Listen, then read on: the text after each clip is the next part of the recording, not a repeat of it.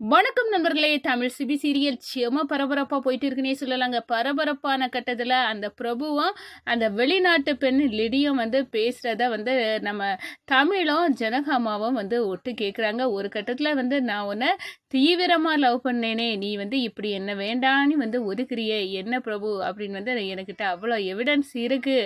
நானும் நீயும் சேர்ந்து இருந்ததுக்காக அப்படின்னு அந்த இடத்துல சொல்லதெல்லாம் நம்ம தமிழும், ஜனகமாவும் கேட்டு சாக்காராங்க. ஒரு கட்டத்தில் அந்த பெண்ணை சந்திச்சு, என்ன நீங்கள் ஹஸ்பண்ட் ஒய்ஃபா அப்படின்னு கேட்குனேன்னா, இல்லை எனக்கு பாய் ஃப்ரெண்டு தான், ஆனால் எங்களுக்குள்ளே தவறான தொடர்பு இருந்தது உண்மை அப்படின்னு சொல்ல நேரம் வசமாக சிக்கிட்டான். இது மெயின் எவிடன்ஸு.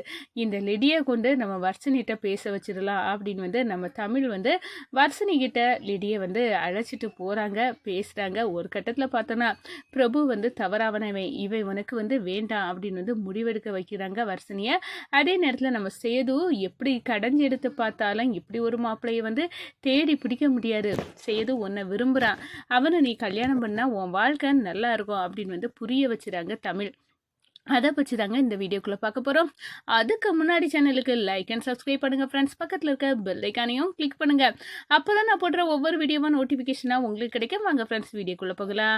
ஃபஸ்ட்டு எடுத்த உடனே பார்த்தோன்னா ஒரு சேமா அதிரடியான பரபரப்பு கட்டம் அப்படின்னே சொல்லலாங்க.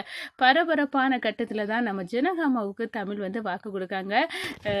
ஆமாம், நீங்கள் வருத்தையே பட வேண்டாம், நான் யார் இதுக்கு அகேன்ஸ்டாக நின்னாலும் நான் அந்த வர்ஷினிக்கும் பிரபுக்கும் கல்யாணத்தை நடத்த விட மாட்டேன். உங்களுக்கு ஏதோ மனசுக்குள்ள அந்த பிரபு கூட வர்ஷினிக்கு கல்யாணம் தப்பா படுதுல, அந்த தப்பு நீங்க நினைச்ச மாதிரி தப்பா தான் இருக்க போகுது. எனக்கும் அது தப்பா தான் படுது. நம்ம வர்ஷினியை தெரிஞ்சே ஒரு பாலங்கிணத்துக்குள்ள கொண்டு தள்ளி விட முடியாது. வர்ஷினி நல்லா இருக்கணும், அப்பதான் நம்மளுக்கு சந்தோஷம் அப்படின்னு அந்த இடத்துல முடிவு பண்ணுறாங்க. வர்ஷினி நல்லா இருக்கணும்னா நம்ம என்ன பண்ணணும், இந்த கல்யாணம் பிரபு கூட நடக்கக்கூடாது.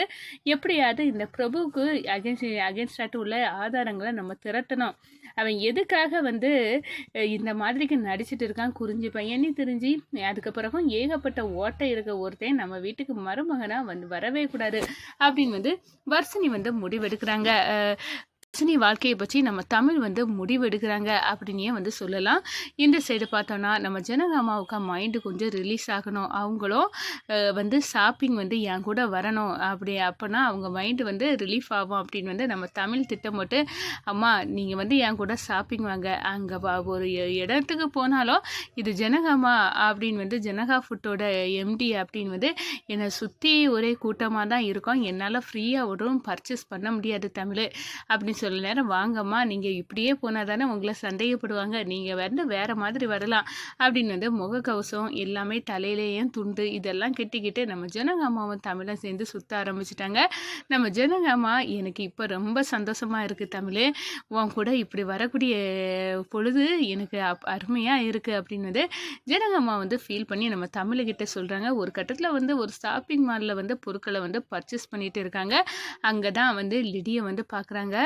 இது அந்த இன்னைக்கு பிரபு கூட பேசிட்டு இருக்க பொண்ணு, இந்த பொண்ணால் தான் ஏதோ பிரச்சனை இருக்குன்னு எனக்கு சந்தேகமே ஜனகாமா.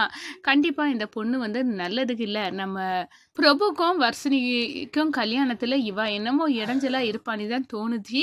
இவ ஏதோ ஒரு பிரச்சனை இவகிட்டையும் பிரபுகிட்டையும் இருக்கு, எதையோ மறைக்கான் இவளை வச்சு அப்படின்னு சொல்ல நேரம் ஒரு கட்டத்தில் பிரபுவை அந்த பொண்ணு சந்திக்கும். அதை நம்ம ஜனகாமாவும் தமிழை மறைஞ்சு நின்று பார்க்குறாங்க. அப்போ தான் நான் உன்னை எவ்வளோ தூரம் லவ் பண்ணேன், உன்னை தீவிரமாக லவ் பண்ணேன், நீனும் அப்படி தான், நம்ம ரெண்டு பேரும் சேர்ந்து வாழணும் அப்படின்னு நினச்சோம், நம்ம ரெண்டு பேரும் கணவன் மனைவியாக கூட வாழ்ந்துருக்கோம். அப்படி இருக்க நேரம் நீ என்ன கை கழுவிக்கிட்டு நீ எப்படிடா போவ, எனக்கு உன்னை மறக்கவே முடியலை பிரபு, ப்ளீஸ் அண்டர்ஸ்டாண்ட் அப்படின்னு அந்த இடத்துல பேசிட்டு இருக்கிற கவனிச்சுறாங்க நம்ம தமிழும் ஜனகாமாவும். ஓ, இதுதான் ரீசனா, இவங்க ரெண்டு வருஷமும் தவறான பழக்கம் இருக்குது, வர்ஷினி கிட்ட மறைச்சி இவன் லவ் பண்ணது மாதிரி நடிக்க வச்சுருக்கான். இப்போ எல்லா கூட்டமும் எனக்கு தெரிஞ்சு போச்சு ஜனகாமா, கண்டிப்பாக இவனுக்கு முகத்திரையை கிழிச்சி எறிய ஒரு ஆதாரம் தேவை அப்படின்னு நினச்சோம். அந்த ஆதாரம் இதுதான் அப்படின்னு அந்த இடத்துல நினைக்கிறாங்க. ஒரு கட்டத்தில் அந்த வெளிநாட்டு பெண்ணு அந்த லிடியை நம்ம ஜனகாமாவும் தமிழை சந்திக்கிறாங்க. நீங்கள் பேசிட்டு இருந்தீங்களா, அவங்க நீங்கள் ரெண்டு பேரும் கணவன் மனைவியா ஹஸ்பண்ட் ஒய்ஃபா அப்படின்னு அந்த இடத்துல கேட்கணும். நோ, இது என்னோட பாய் ஃப்ரெண்ட், ஆனால் நாங்கள் ரெண்டு பேரும் ஹஸ்பண்ட் ஒய்ஃபா மாதிரி வாழ்ந்திருக்கோம், என்னால் அவனை மறக்க முடியல. அவனுக்கு வேற ஒரு பொண்ணு கூட வந்து கல்யாணம் நடக்க போகுது அப்படின்னு வந்து என்ன வந்து வேண்டாம் அப்படின்னு வந்து சொல்லிட்டான். என்னால் அப்படி இருக்க முடியல அப்படின்னு சொன்ன நேரம் கவலைப்படாதுங்க. உங்கள் 2 பேர் கல்யாணம் தான் நடக்க போகுது. நாங்கள் உங்கள் கல்யாணத்துக்கு ரெடி பண்ணி தரோம். நீங்கள் அதுக்கு முதல்ல ஒன்று பண்ணணும் அப்படின்னு வந்து அது என்ன, இவனுக்கு நான் கட்டிக்க போகிற அந்த பொண்ணு வர்ஷினி அதுக்கிட்ட வந்து நீங்கள் உங்கள் காதலை வந்து சொல்லுங்கள். கண்டிப்பாக அந்த பொண்ணு வேண்டாம் அப்படின்னு வந்து சொல்லிடுவா.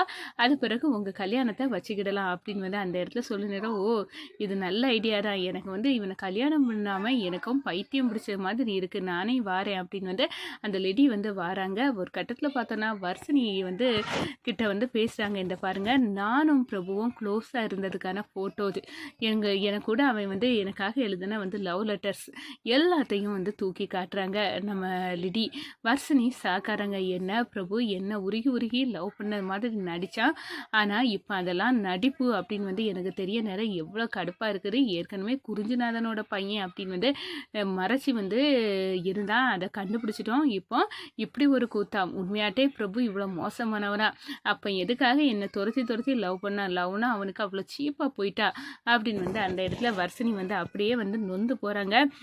இவ்வளோ கீழ்த்தரமாக இருப்பான்னு நினைக்கல. இந்த பாருங்கள், நான் அவனு கூட இருந்த ஃபோட்டோஸ் இதெல்லாம் பார்த்தாலே உங்களுக்கு புரியதில்ல எங்கள் நெருக்கம். எங்கள் 2 பேர்த்தையும் வந்து சேர்த்து வைங்க ப்ளீஸ். அவனை வந்து கல்யாணம் பண்ணிக்கிடாதுங்க அப்படின்னு வந்து அந்த பொண்ணு வர்ஷினிட்ட கேட்க நேரம், கவலைப்படாதுங்க. நான் ஒருத்தரை வந்து உயிருக்கு உயிராக லவ் பண்ண ஒருத்தங்களை பிரிக்கிறதுக்கு நான் விரும்பலை. நான் இவரை கல்யாணம் பண்ணிக்க மாட்டேன், எங்கள் கல்யாணம் நடக்காது அப்படின்னு வந்து ஒரு வர்ஷினி ஒரு அழுத்தம் திருத்தமான ஒரு முடிவை எடுக்கிறாங்க. இந்த சைடு நம்ம பார்த்தோன்னா பிரபுக்கு வந்து இந்த விஷயம் வந்து தெரியுது. வர்ஷினி கிட்ட உண்மையெல்லாம் லிடி போய் உடைச்சிட்டா. எது நடக்கக்கூடாதுன்னு நினச்சனோ அது நடந்து போச்சு. இந்த தமிழ் தான் எல்லாத்துக்கும் காரணம். தமிழை விட மாட்டேன்டி, எப்படியாவது ஜனகா குடும்பத்து வீட்டில் மருமகனாக ஆகி நான் வந்து சாதிச்சிடணும்னு நினச்சேன். ஆனால் இங்கே ஏகப்பட்ட இது இருக்குது, எல்லாமே வந்து தவிடுபொடி ஆக்கணும் அப்படின்னு வந்து அந்த இடத்துல வந்து கோபத்தோட வந்து கொந்தளிச்சு நம்ம பிரபு வந்து நேராக வர்ஷினியை வந்து சந்திக்க போகிறாங்க. அந்த லிடி சொல்லதை நம்புறியா? நம்பாத. வேணும்னே வந்து இந்த தமிழ் நம்ம 2 பேர்த்துக்கு கல்யாணம் நடக்கக்கூடாது அப்படின்னு வந்து பிரிக்க நினைக்கிறா. போதும், இதுக்கு மேலே நான் வந்து உங்களை நம்ப தயாராக இல்லை. தமிழ் மேலே இருக்க நம்பிக்கை எனக்கு இருக்குது, உங்கள் மேலே நம்பிக்கை இல்லை அப்படின்னு சொல்ல நேரம் ஒரு கட்டத்தில் பிரபு வந்து நம்ம வர்ஷினியை வந்து பிரெயின் வாஷ் பண்ணாங்க. ஒரு கட்டத்தில் நம்ம தமிழ் டே எவ்வளோ தைரியம் இருந்தா நீ இதுக்கு மேலே அடுக்கடுக்காக பொய்யை சொல்லி எங்கள் வர்ஷினியை உன்னை கல்யாணம் பண்ணணும் நீ வந்து கட்டாயப்படுத்துவ அப்படின்னு அடின்னு பிரபுவை அடித்து பிரபுக்கு முகத்திரையை வந்து கிழிச்சு எறிகிறாங்க நம்ம ஜனகமா.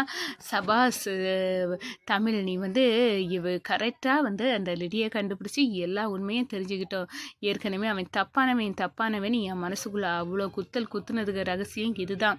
இப்போ எனக்கு நிம்மதியாக இருக்குது, என் பேத்தி இப்போ தெளிவான ஒரு முடிவை எடுப்பா அப்படின்னு வந்து நம்ம ஜனகம்மா வந்து நினைக்கிறாங்க. அப்போ தான் வந்து நான் சேதுவை கல்யாணம் பண்ண சம்மதிக்கேன் அப்படின்னு ஒரு முடிவை எடுக்கிறாங்க. கணேசன் அப்படியே சந்தோஷப்படுறாங்கன்னு சொல்லி